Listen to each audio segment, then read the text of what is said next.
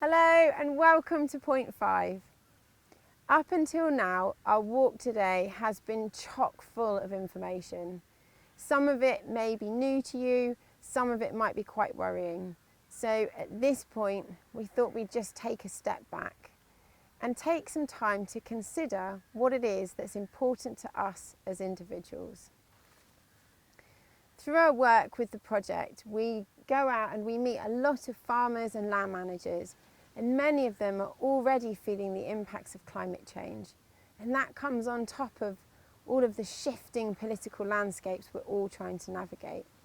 So a few weeks ago, on a very cold morning, we went to visit Suzie Wilkinson. Suzie farms land right here on the Somerset levels just below us. But she's also been part of the Farming Community Network for the last 20 years. So we asked her about that work as well. And here in Somerset, we started off with 2 of us, and now we have 35 volunteers. And we all have farming experience because it's really, really important to understand where farmers are coming from.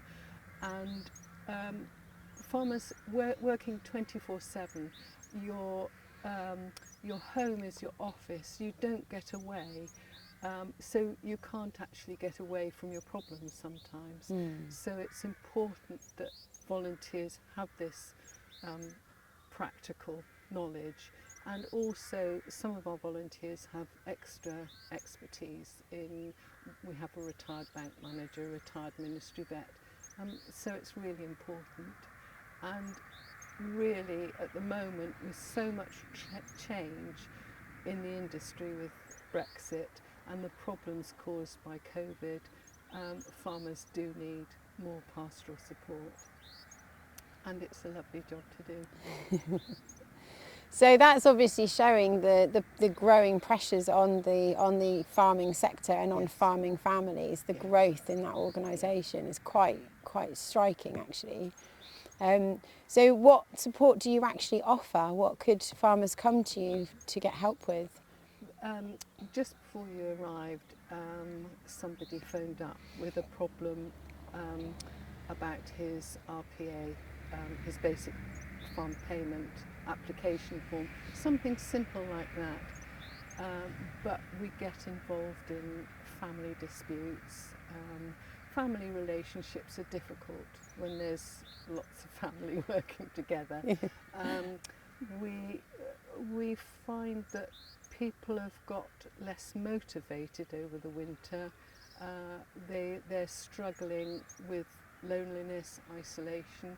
So the help that we will give, unfortunately it's only been on the telephone over the winter, but as soon as we can we'll be out visiting farms, talking to farming families, and just standing by them, just being that extra person to help them through a difficult time.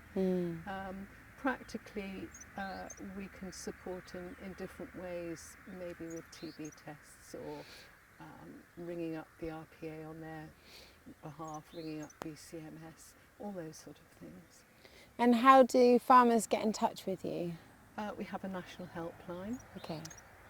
It's 03000 111 999. So farmers all over the country ring up a national helpline.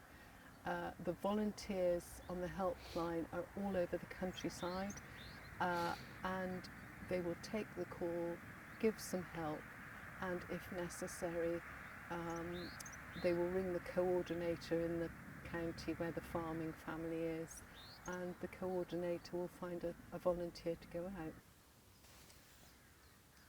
Now I invite you to just take a moment to sit and look out at this landscape.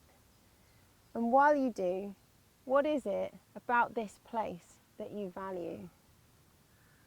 We asked Suzie the same question, and this is what she said.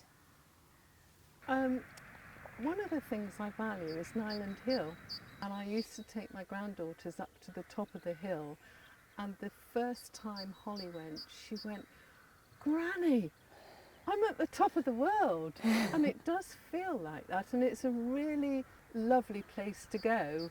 But the whole valley and the Mendips, and you know, looking across, and for people that enjoy walking, which is what I do, you can see where you've walked. You've walked to Deer Leap, you've walked up to Priddy. Yes, it's lovely.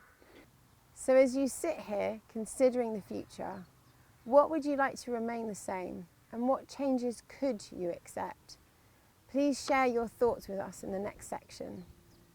And remember, if you have children with you, jump over to the Kids Corner and they can take part in a nature connection exercise with Iona. I'll leave you now with your thoughts and this amazing landscape, and I'll see you at the next section.